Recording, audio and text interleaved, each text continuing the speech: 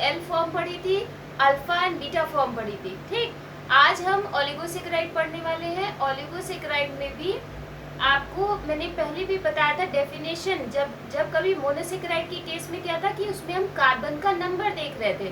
ठीक है, जब हम ओलिगोसेकेराइड की बात करते हैं तो हमारे पास ऑलरेडी एक यूनिट एग्जिस्ट कर रही है, यानी मोनोसेकेराइड रेसिड्यू है। जब कभी ये मोनोसेकेराइड यूनिट्स जो अपने आप में एक आइडेंटिटी रखते हैं, वो मिल करके लगभग उनका कितना 2 से 20 मॉलिक्यूल्स जब एक साथ बॉन्डिंग कर लेता है। ठीक है, एक मतलब कि दो भी हो सकते हैं, दो से ज़्यादा भी, 2 से 20 तक की रेंज में कोई भी मतलब कि कितना भी कॉम्बिनेशन बना करके कोई मॉलिक्यूल बनाते हैं तो वो कहलाता है ओलिगोसेकेराइड। ठीक है, इसको और अच्छे से समझते हैं। जैसे सिंपलेस्ट, अगर ये सबसे कॉमन एग्जांपल ले ओलिगोसेकेराइड का, तो वो क्या है, डायासेकेराइड। ठीक है, डायासेकेराइड में भी क्या क्या आता है, जैसे आपने सुना होगा लैक्टोज है, ठीक है, सुक्रोज है, माल्टोज है, हाँ, या सैलोबायोस सुना होगा। ये सारे मॉलिक्यूल्स किस में आते हैं, ओलिगोसेकेराइड में। और ओलिगोसेकेराइड की भी कौन सी कैटेगरी है, डायासेकेराइड। सबसे मोस्ट कॉमन जो प्लांट में अबंडेंट है या प्लांट मॉलिक्यूल्स में प्लांट में पाया जाता है, वो कौन सा मॉलिक्यूल है, वो बेसिकली है सुक्रोज। ठीक है, क्योंकि जब आपने फोटोसिंथेसिस पढ़ी थी तो उसमें क्या हो रहा था, पहले क्या बनता था, मोनोसेकेराइड। वो मोनोसेकेराइड कौन सा था, ग्लूकोज ऑफ कोर्स, है ना, C6H12O6 ही तो बनता था। उसके बाद यही अगर और इसकी सिंथेसिस कहाँ हो रही थी, ऑफ कोर्स क्लोरोप्लास्ट में सिंथेसिस हो रही थी। बिल्कुल भी नहीं, किसी को नहीं आ रही है। अब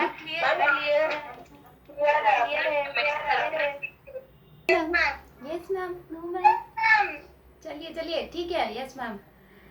देखो, लास्ट लेक्चर में हमने मोनोसेकेराइड तक पढ़ लिया था, मोनोसेकेराइड डेरिवेटिव्स पढ़ लिए थे। आज पढ़ने वाले हैं ओलिगोसेकेराइड। ओलिगोसेकेराइड का पहले भी मैंने डेफिनेशन बताया था, जब कभी दो मोनोसेकेराइड या 2 से 20 तक की मोनोसेकेराइड रेजिड्यू आपस में बॉन्डिंग करके जो मॉलिक्यूल फॉर्म कर रहे हैं, वो या जो कार्बोहाइड्रेट फॉर्म कर रहे हैं, वो कहलाता है ओलिगोसेकेराइड। ठीक है, अब क्या है कि सबसे जो मोस्ट कॉमन एग्जांपल है ओलिगोसेकेराइड का, वो है डायासेकेराइड। ठीक है, डायासेकेराइड में भी जो एक मोस्ट कॉमन जो प्लांट में पाया जाता है, वो कौन सा वाला है, सुक्रोज। ठीक है, सुक्रोज क्यों कह रहे हैं, क्योंकि याद होगा आपको, जब भी आप प्लांट फिजियोलॉजी पढ़ते थे तो उसमें क्या था कि जो फर्स्ट कंपाउंड बनता है वो तो शुगर है, कौन सी, सिंपल हेक्सो शुगर बनती है, ग्लूकोज बनता है ना, C6H12O6 ऐसे ही तो लिखते हो। तो जब कभी, और वो बनता कहाँ पर है, क्लोरोप्लास्ट में बन रहा होता है। ठीक है, जब कभी ये क्या ऐसा होता है कि अगर वही जो क्लोरोप्लास्ट में सिंथेसिस हुई है, फोटोसिंथेसिस के दौरान कार्बोहाइड्रेट जो बना है, ग्लूकोज जो बना है, अगर वो क्लोरोप्लास्ट में ही रह गया तो वो क्या फॉर्म कर लेता है, स्टार्च फॉर्म कर लेता है। स्टार्च एक क्या है, पॉलीसेकेराइड है। और अगर उसको ट्रांसलोकेट होकर के प्लांट्स के और पार्ट्स में जाना है, क्योंकि जो क्लोरोप्लास्ट है वो मतलब कि क्लोरोप्लास्ट या क्लोरोफिल का है, वो किसके पास है, वो तो केवल पत्तियों के पास है। तो बाकी रेस्ट ऑफ दी पार्ट्स के पास खाना कहाँ से जाएगा, है ना। तो उसके लिए क्या है कि वो सुक्रोज के फॉर्म में जाता है। ठीक है, अब यहाँ पर समझने वाली क्या बात है, एक तो आपको जो याद रखने वाला पॉइंट है वो क्या है कि पहले तो आप डेफिनेशन लिख दोगे जब भी ओलिगोसेकेराइड के बारे में पूछा जाएगा।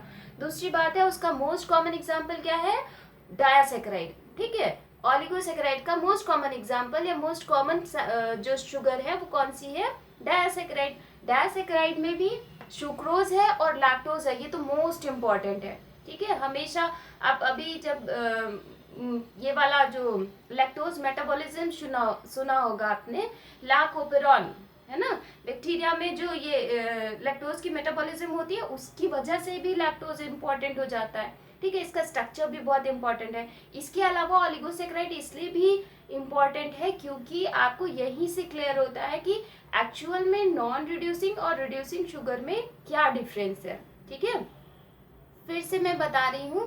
देखो अब ब्लैक बोर्ड की तरफ अगर कुछ दिख रहा है तो भी, नहीं तो मैं जो बोल रही हूँ उस पर ज़्यादा फोकस करना, ठीक है। देखो ये मोनोसेकेराइड का एक मॉलिक्यूल ये हुआ, दूसरा मॉलिक्यूल ये हुआ, ठीक है। मैंने डायासेकेराइड बताया है, तो डाया का मतलब ही हो गया कि यहाँ पे कहीं दो दो की बात हो रही है, ठीक है। और वो दो क्या है, दो मोनोसेकेराइड रेजिड्यू है, ठीक है। जैसे कि अब एक मॉलिक्यूल होता कैसे, जो कंडेंसेशन होती है रिएक्शन, या ये कहे कि जो बॉन्डिंग होती है वो कैसे होती है। एक मोनोसेकेराइड का OH दूसरे मोनोसेकेराइड रेजिड्यू से H, दोनों H और OH मिलकर के क्या बना लेते हैं, वाटर मॉलिक्यूल, ठीक है। और वो वाटर मॉलिक्यूल रिलीज हो जाता है, फ्री हो जाता है, तो उससे क्या होता है कि जो लिंकेज बनती है वो क्या, O लिंकेज बनती है। जैसे आप ये वाली फिगर में देख सकते हो, अगर हम इसकी बात करें, ठीक है। जरा आपने जो लास्ट लेक्चर आपने पढ़ रखा है, या एनोमेरिक कार्बन या कैसे जो भी एनोमेरिक कार्बन और डी और एल फॉर्म जो बताया था, उसके अकॉर्डिंग मुझे बता सकते हो कि इसका क्या नाम हो सकता है। जिनको दिख रहा है वो तो अच्छे से बता लेंगे। एक बार जरा चैट बॉक्स में मुझे बता दो कि ये वाला डायग्राम दिख रहा है आपको, ये वाली पिक्चर दिख रही है कि नहीं। यस और नो तो कर सकते। हाँ दिख रहा है ब्लर है, कोई बात नहीं। बस मैं ये बता रही हूँ कि ये मैंने पिछली बार की तरह, या फिर आप अपने कॉपी में अगर चलो अच्छा इसका मैं स्क्रीनशॉट ही भेजूंगी, मैं बता रही हूँ डायरेक्ट सुनो, ठीक है। उसकी बात करें, या फिर ये सिंपल, ये मैंने बनाया हुआ है एक ग्लूकोज का मॉलिक्यूल। ग्लूकोज का मॉलिक्यूल दैट मीन्स वो कैसी शुगर होगी, ये बता दो। ये तो बता सकती है, तो ओरली पूछ रही हूँ, इसमें दिखने और ना दिखने का कोई सवाल ही नहीं है। ग्लूकोज कैसी शुगर है, हेक्सोज शुगर है। और कैटेगरी अगर, हाँ राइट, एकदम करेक्ट, सही, सबको समझ में आया। अच्छा ये मुझे बताओ कि हेक्सोज शुगर तो है, और हेक्सोज किसकी कैटेगरी में आता है, कौन सी वाली, पॉली आएगा, ओलिगो आएगा कि, हाँ मोनोसेकेराइड है, एग्जैक्टली, ठीक है। उसमें जब मैंने बताया था तो मैंने कहा था कि जितना मतलब ग्लूकोज है या फिर जितनी भी लगभग शुगर्स होती है, वो ज़्यादातर, ये पॉइंट अच्छे से समझ लेना, ज़्यादातर शुगर्स क्या होती है, वो रिड्यूसिंग ही होती हैं। क्यों, क्योंकि उनके पास जब वो स्ट्रेट से ऐसे साइक्लिक स्ट्रक्चर बनाती हैं, तो उसका जो कार्बन नंबर 1 है वहाँ पे कैसा, जो मतलब कि हाइड्रोक्सिल ग्रुप वहाँ वाला जो अटैच होता है, वो एक्चुअल में मतलब बहरूपिया है, पहले वो हाइड्रोक्सिल ग्रुप नहीं था, है ना। तब जब साइक्लिक स्ट्रक्चर फॉर्म करता है तब वो OH फॉर्म में आता है, और वो कैसा होता है, हाईली रिएक्टिव होता है। वो क्या करता है, अपना जल्दी से इलेक्ट्रॉन किसी और को दे देना चाहता है ना। और खुद इसी वजह से उसको क्या बोलते हैं, इस तरह की शुगर्स को क्या बोलते हैं, खुद रिड्यूस हो जाएगा तो क्या कहलाई, रिड्यूसिंग शुगर, ठीक है। और जितनी भी लगभग मतलब ज़्यादातर ऐसी ही कार्बोहाइड्रेट के जितने भी मॉलिक्यूल्स होते हैं वो रिड्यूसिंग शुगर के ही फॉर्म में होते हैं, ठीक है। ये बात समझ में आई, एक बार यस कर दो चैट बॉक्स में। हाँ रिड्यूसिंग तो कंसेप्ट, हाँ रिड्यूसिंग कंसेप्ट समझ में आया। अब देखो नॉन रिड्यूसिंग का क्या कंसेप्ट है, ठीक है। होता क्या है कि देखो अभी अगर मैं इसकी बात कर रही हूँ, ये एक मैंने सिंपल स्ट्रक्चर बनाया था अल्फा डी ग्लूकोज का, ठीक। ये अल्फा क्यों है, क्योंकि ये देख रहे हो कार्बन नंबर 1 2 3 4 5 6, या सब लोग अपनी अपनी कॉपी में ड्रॉ करो एक बार जरा, ये साइक्लिक स्ट्रक्चर बनाओ। और भले ही और OH OH मत बनाना, कार्बन नंबर 1 पे OH बना लेना, 4 पे OH बना लेना, ठीक है। अल्फा की बात कर रही हूँ तो किधर बनेगा, बिलो दी या अबव। अल्फा की बात कर रही हूँ तो बिलो बनेगा कि अबव, एक बार जरा मेरे को बिलो, हाँ तो जरा अपने अपनी कॉपी में ये बिलो वाला स्ट्रक्चर बना लो। सिंपल हेक्सोज शुगर का बता रही हूँ, नंबरिंग ऐसे करना 1 2 3 4, 5th ये वाला, एंड 6th वन इससे अटैच रहेगा CH2O6, ठीक है, सॉरी CH2OH। ड्रॉ कर लिया,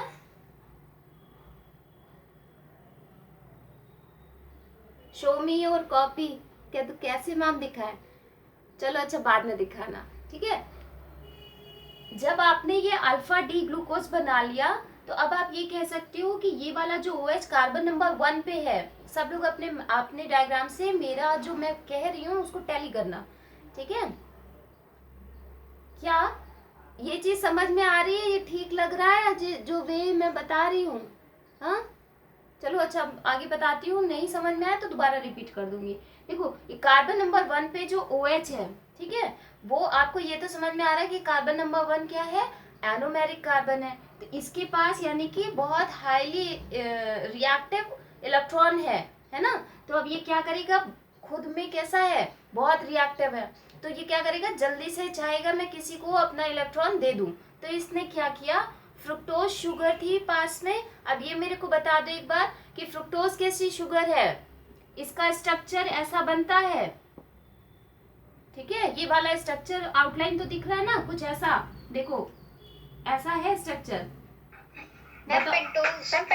पेंटोज शुगर है कि हेक्सोज होगी, अच्छे से बताना मुझे। पेंटोज पक्का? कोई ऐसा है जो हेक्सोज कह रहा है? कोई ऐसा है जो हेक्सोज कह रहा है? नहीं, लेकिन हेक्सोज शुगर ही होगी, ठीक है। पता नहीं कैसे पेंटोज कह रहे हो। देखो मैंने स्ट्रक्चर जरूर बताया कि ये पेंटोज और वो फ्रुक्टोज इस वजह से है, होती हेक्सोज शुगर ही है, लेकिन इसका स्ट्रक्चर ऐसा क्यों हो गया, हेक्सोज शुगर क्यों है, देख लो यहाँ पे क्या है, कार्बन नंबर 1 मैंने यहाँ से शुरू किया, ये हुआ कार्बन नंबर 1, ये 2, ये हुआ 3, ये 4, 5 एंड 6 कार्बन तो नजर आ रहा है, फिर कैसे ये पेंटोज शुगर हो जाएगी। हाँ दूसरी बात है ना, इसके लिए शायद, हाँ तो कीटोनिक ग्रुप है, इस वजह से इसका स्ट्रक्चर तो लगता है कि 5 रिंग वाला है, ठीक है, जिसको मैंने बताया था कि वे पायरेनाज रिंग हो जाती है, ठीक है, फ्यूरानाज रिंग एंड पायरेनाज रिंग, राइट। तो ये वो उस वजह से इसका स्ट्रक्चर जरूर ऐसा है, बट इसमें कार्बन का नंबर कितना है, वो 6 ही होता है, ठीक है। आपने पढ़ा होगा कि ग्लूकोज और फ्रुक्टोज आपस में कैसे हैं, आइसोमर्स हैं, ठीक है, आइसोमर्स है। हाँ जी, चला गया, मतलब क्यों नहीं हो रहा है? तो क्या चीज चला गया? मैं बोला ना आपने कि पेंटोज है और होता है हेक्सोज है, तो एक कार्बन इसमें कहाँ चला गया, क्योंकि दिख तो 5 रहे ना। नहीं है, बिल्कुल 6 है, आप ये कैसे कह सकते? एक CH2OH वाला वो कार्बन काउंट होगा ना मैम? बिल्कुल काउंट होगा, C वाला भी काउंट होगा, जो फंक्शनल ग्रुप है वो कार्बन कहीं भाग थोड़ा ना जाएगा, वो भी तो काउंट होगा। फंक्शनल ग्रुप है तो क्या हुआ, हमने उसको है ना, उसको एक बार में इसकी काउंटिंग करके बता दीजिए। हाँ हाँ बिल्कुल काउंटिंग करके बता रही हूँ। देखो यहाँ पे एक बार स्क्रीनशॉट भी भेजूंगी ना तो आपको और समझ में आ जाएगा। आइंदा से हमेशा ये करूंगी कि पहले आपको इसका स्क्रीनशॉट भेज दिया करूंगी ताकि यहाँ पे प्रेजेंट कर सकूं। देखो ये है कार्बन नंबर 1, ये हुआ कार्बन नंबर 2 जिससे OH अटैच्ड है, ठीक है। This one is carbon number 3, 4, 5 and 6, ठीक है, इसमें होता है, राइट।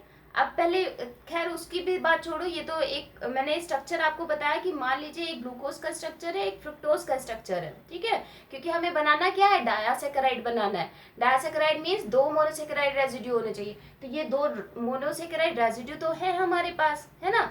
अब इनमें कंडेंसेशन या लिंकेज जो होगी वो कैसे होगी, तो देखो यहाँ पे एनोमेरिक कार्बन कौन सा होगा, कार्बन नंबर 1 से जो अटैच्ड है। यहाँ पर एनोमेरिक कार्बन कौन सा है, फ्रुक्टोज में कौन सा होगा, कार्बन नंबर 2 पर। क्यों, क्योंकि अगर आपको याद हो जब मैंने फिशर प्रोजेक्शन स्ट्रक्चर जो स्ट्रेट वाला बनाया था उसमें ये भी बताया था कि जब कभी इस तरह की जो हेमिकेटाल वाली पोजीशन आती है या जब कीटोनिक ग्रुप के फॉर्म में होता है तो कार्बन का जो फंक्शनल ग्रुप है, मतलब ये जो कीटोनिक ग्रुप है वो कहाँ पे प्रेजेंट होता है, टर्मिनल पे कि सेकेंड पोजिशन पे, बताएं, याद है सेकेंड पे ना, एग्जैक्टली। तो यानी कि जब भी वो साइक्लिक स्ट्रक्चर भी बनाएगा तो वो कैसा, जो भी स्ट्रक्चर बनाएगा तो उसमें जो एनोमेरिक कार्बन होगा वो कौन सा होगा, 1 की 2?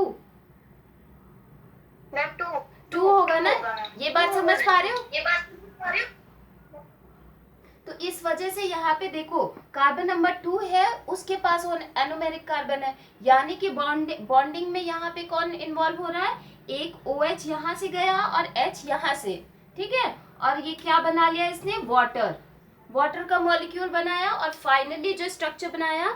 मैं इसको 1 मिनट होल्ड करना आप लोग, जरा मैं इसका स्क्रीनशॉट ले लेती हूँ, ठीक है, नहीं तो तुम लोगों को समझाऊंगी कैसे।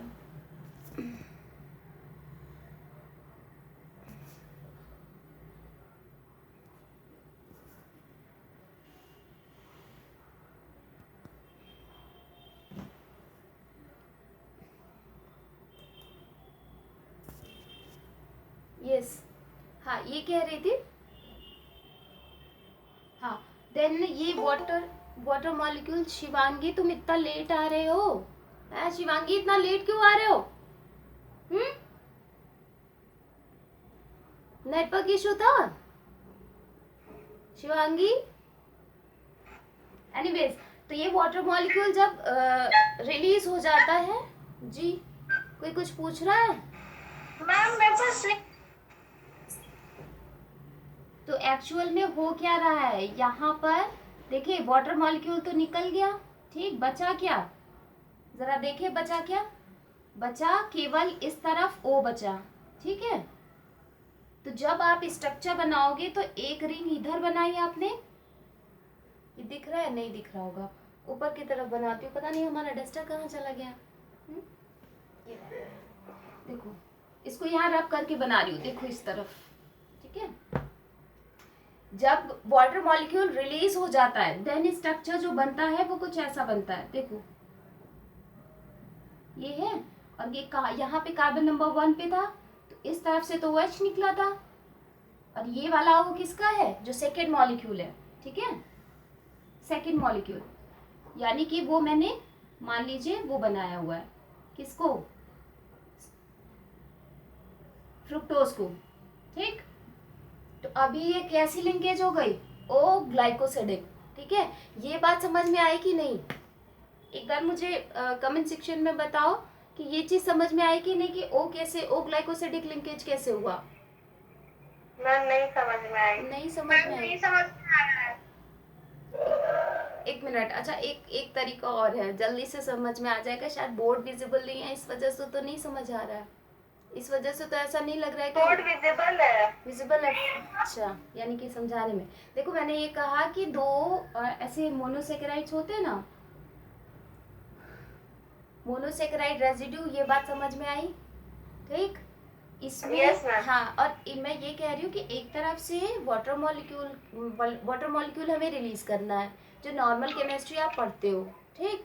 तो वाटर मॉलिक्यूल जाता कहाँ है? यहाँ से OH, वाटर मॉलिक्यूल बनता कैसे? H प्लस और OH माइनस, है ना, यही तो बनता है। जब कभी भी वाटर मॉलिक्यूल, आप देखो ना, H2O हो गया, 2 H हो गए और O हो गया, तो बन गया वाटर मॉलिक्यूल, है ना। तो अभी क्या होता है कि एक रेजिड्यू से OH और एक रेजिड्यू से H, क्योंकि OH तो इनके पास है ना, खूब सारे हैं, चाहे जहां से रिलीज कर दें।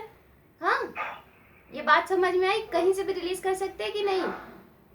Yes, ma'am. हाँ, तो अब देखो उसमें होता क्या है कि कौन सा वाला बॉन्डिंग करेगा। जैसे कि मान लीजिए मेरे पास ही, एक मिनट मैं बता दूं, मुझे मैंने कहा, हाँ सवाल समझो, सुक्रोज का, हाँ ग्लूकोज एंड फ्रुक्टोज, एग्जैक्टली। तो एक क्वेश्चन तो आपका यही रेडी हो गया, ठीक है, कि ग्लूकोज और फ्रुक्टोज से मिल करके जो का शुगर बनती है वो कहलाती है सुक्रोज, ठीक। ये बात क्लियर हुई?